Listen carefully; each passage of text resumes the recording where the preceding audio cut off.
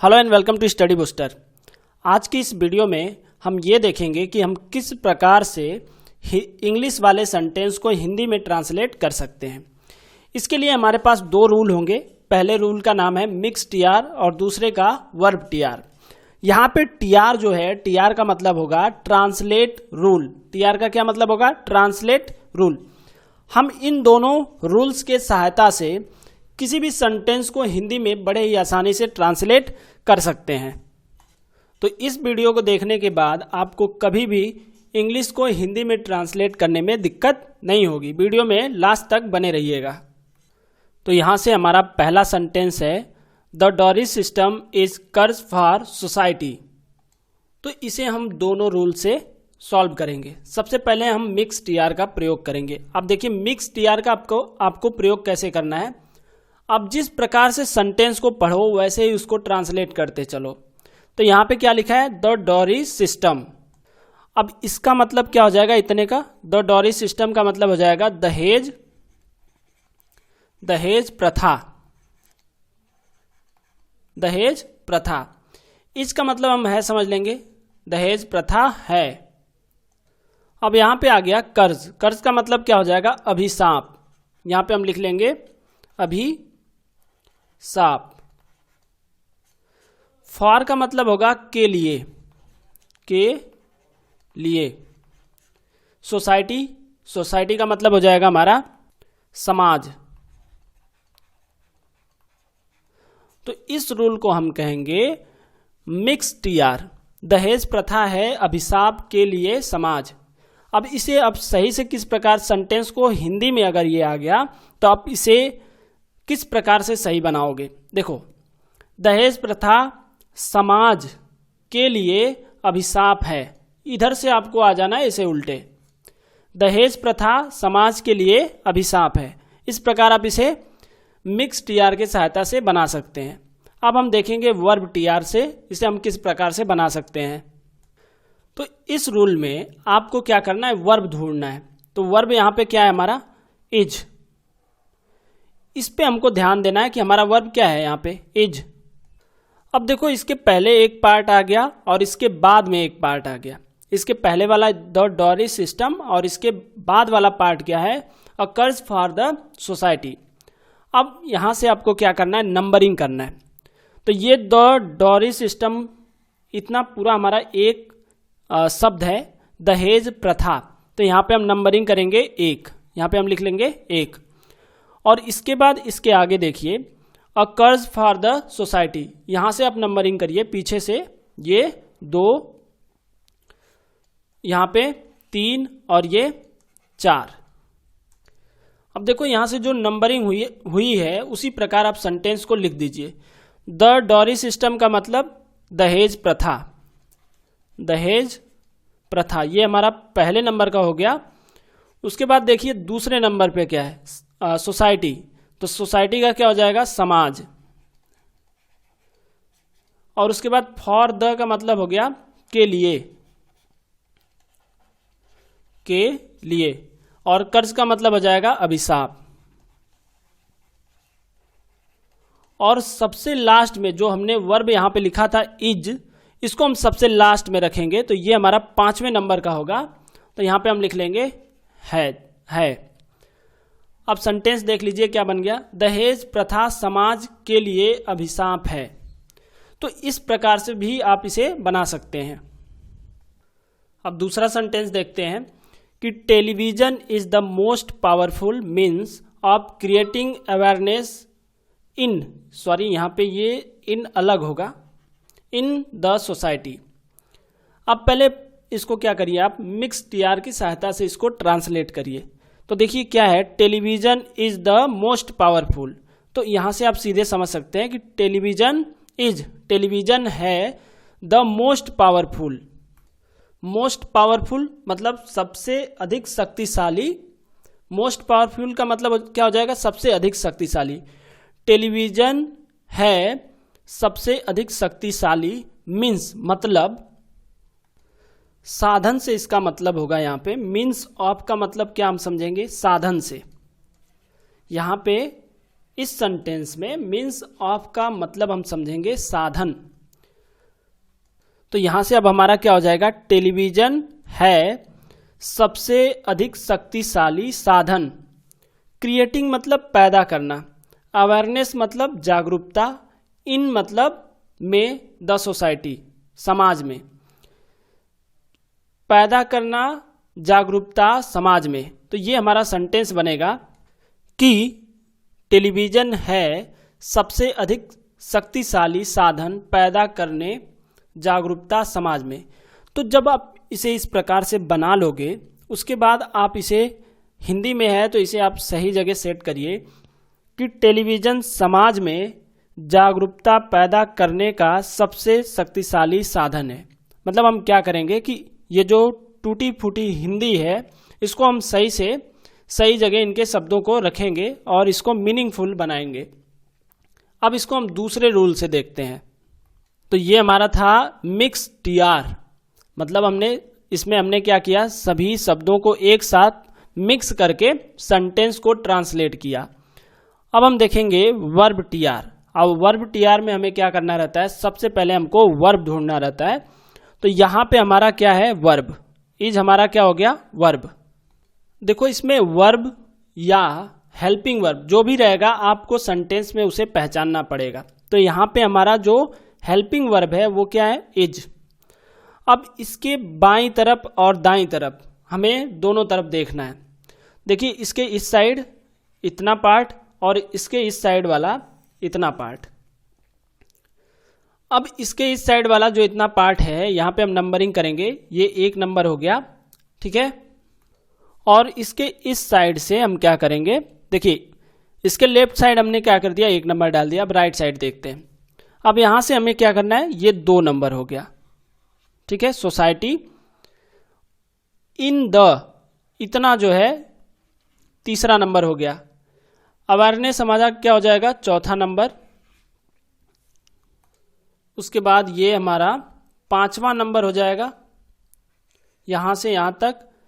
उसके बाद हम इसको अभी 6वां नंबर मान लेते हैं और द मोस्ट पावरफुल को 7वां नंबर मान लेते हैं। और लास्ट में हम इसको जो हमने वर्ब माना था इसको 8वें नंबर पे रखेंगे। अब देखिए इसको ट्रांसलेट करते हैं। तो सबसे पहले टेलीविजन, तो यहाँ पे हम लिख लेंगे क्या, टेलीविजन। अब इसके बाद क्या है, सोसाइटी दूसरे नंबर पे है, तो यहाँ पे हम लिख लेंगे सोसाइटी का क्या हो जाएगा हमारा, समाज। उसके बाद इन द मतलब में, क्रिएटिंग ऑफ या सॉरी यहाँ पे क्रिएटिंग क्या होगा, पैदा करना। तो टेलीविजन समाज में, अभी हमको लग रहा है ये छूट रहा है, ये हमारा 4 नंबर का छूटेगा, क्या है, अवेयरनेस। तो ये क्या होगा, जागरूकता, जागरूकता। उसके बाद 5वें नंबर पे क्या है, क्रिएटिंग। क्रिएटिंग का मतलब पैदा करना। और यहां से हम मीन्स का क्या मतलब समझेंगे, साधन। साधन द मोस्ट पावरफुल मतलब सबसे अधिक शक्तिशाली, सबसे अधिक शक्तिशाली।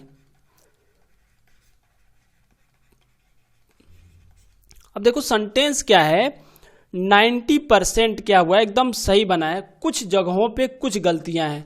अब जैसे हम सेंटेंस को पढ़ेंगे उनको हम पकड़ सकते हैं। देखो टेलीविजन समाज में जागरूकता पैदा करने, यहाँ पे करना नहीं होना चाहिए, यहाँ पे क्या होना चाहिए, करने।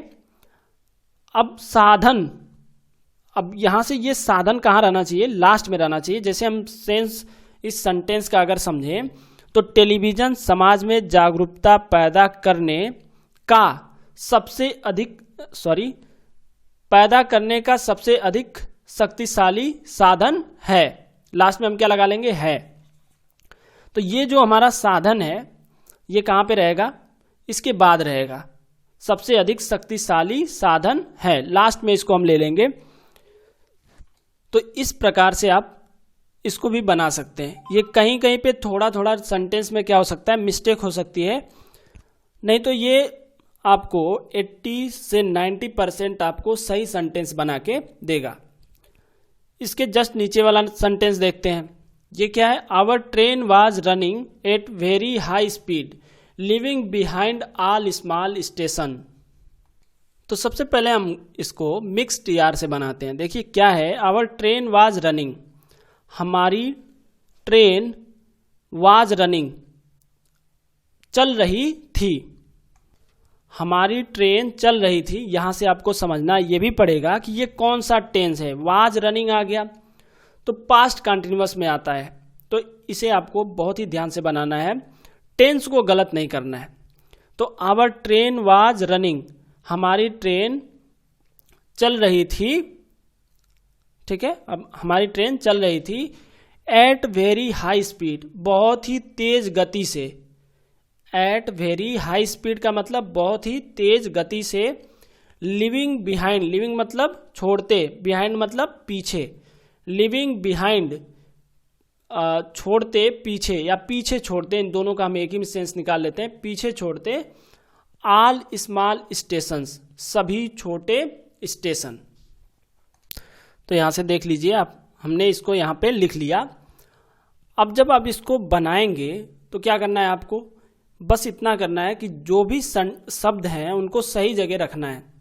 जैसे हमने यहाँ पे लिखा कि पहले इतने का लिखा, आवर ट्रेन, हमारी ट्रेन, वाज रनिंग चल रही थी, एट वेरी हाई स्पीड बहुत तेज गति से, लिविंग छोड़ते, बिहाइंड पीछे, ऑल स्मॉल स्टेशन सभी छोटे स्टेशनों को।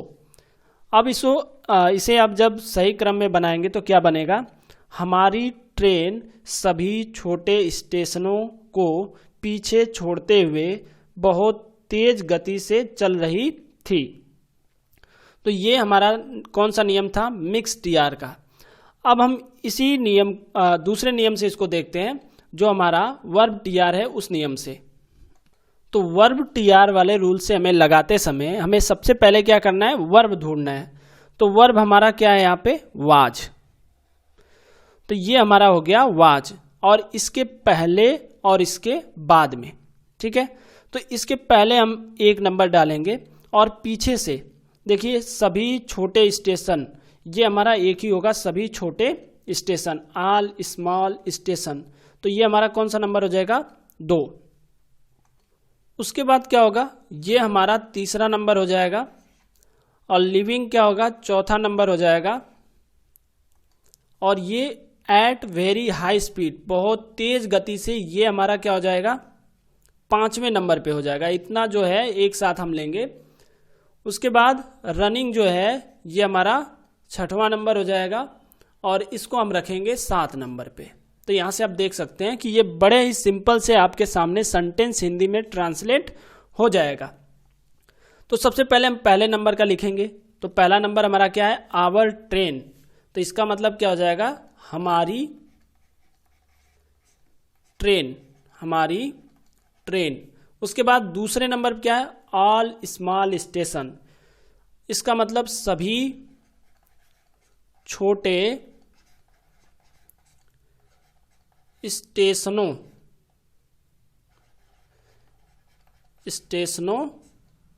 उसके बाद बिहाइंड पीछे,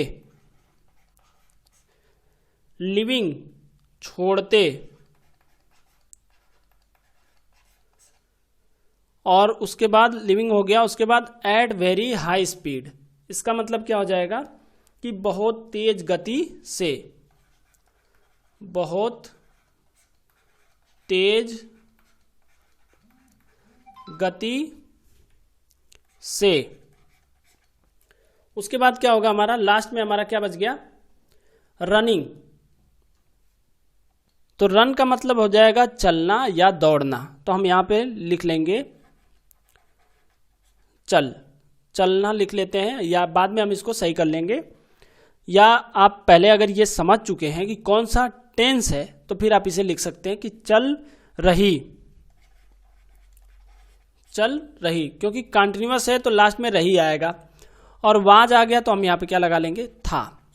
अब देखो सेंटेंस क्या बन गया, हमारी ट्रेन सभी छोटे स्टेशनों पीछे छोड़ते बहुत तेज गति से चल रही थी। अब यहाँ पे बच क्या जाता है, कुछ यहाँ पे आपको सेंटेंस पढ़ोगे कुछ कमी मिलेगी। हमारी ट्रेन सभी छोटे स्टेशनों को, यहाँ पे क्या बच गया, को, तो आपको ये लगा लेना है यहाँ पे, ठीक है। तो हमारी ट्रेन सभी छोटे स्टेशनों को पीछे छोड़ते बहुत तेज गति से चल रही थी। सेंटेंस हमारा प्रॉपरली बन गया है। अब हम एक और सेंटेंस लेते हैं जो इससे बड़ा होगा।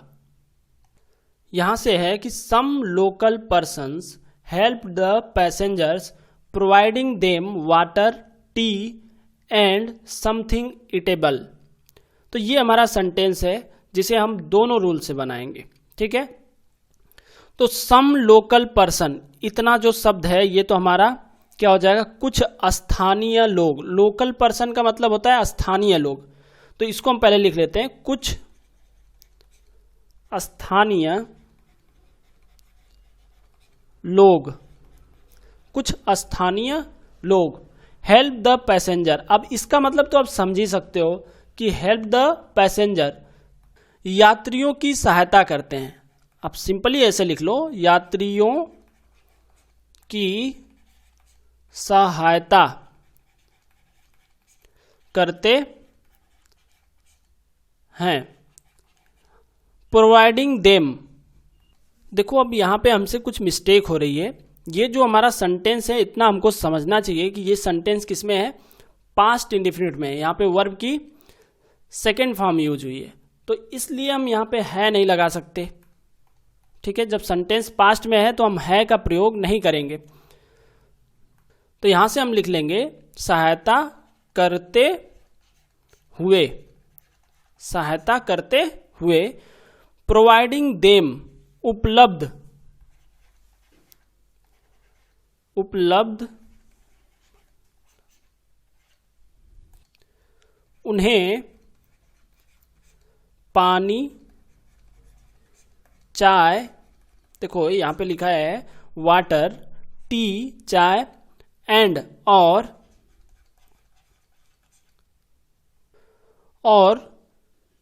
कुछ खाने योग्य। तो इस प्रकार पहले आप सेंटेंस को बना लेंगे। उसके बाद आपको क्या करना है, इसे सही ढंग से सेट करना है।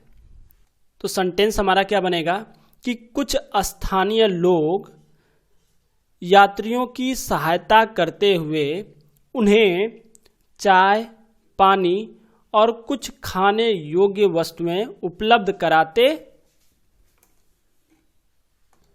कराया यहां पे होगा। फिर से मैं एक बार बोल देता हूं, कुछ स्थानीय लोग यात्रियों की सहायता करते हुए उन्हें चाय, पानी और खाने योग्य वस्तुएं उपलब्ध कराया।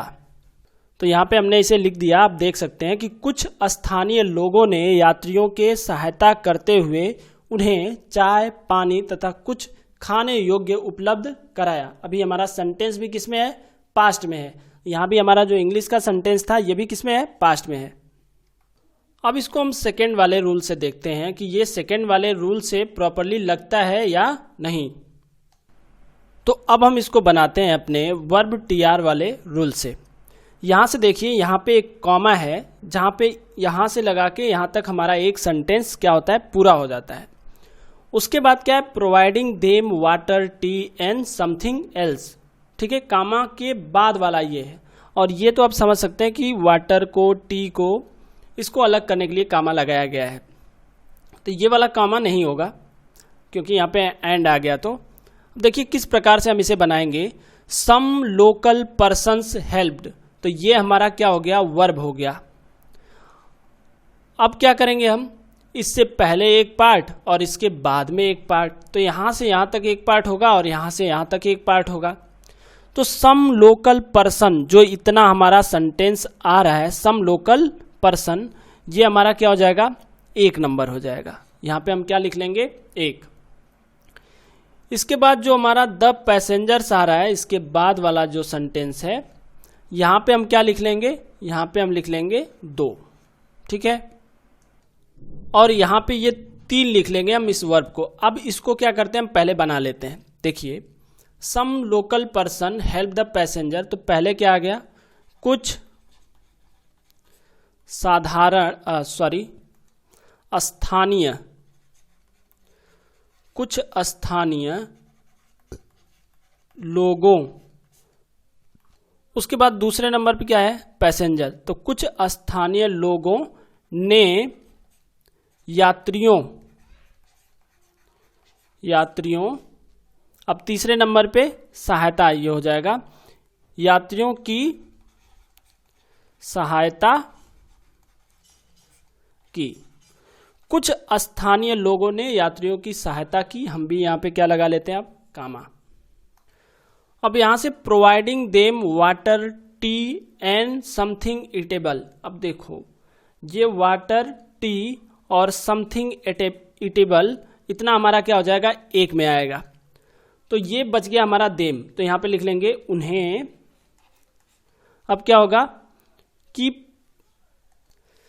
चाय, पानी तथा कुछ खाने योग्य,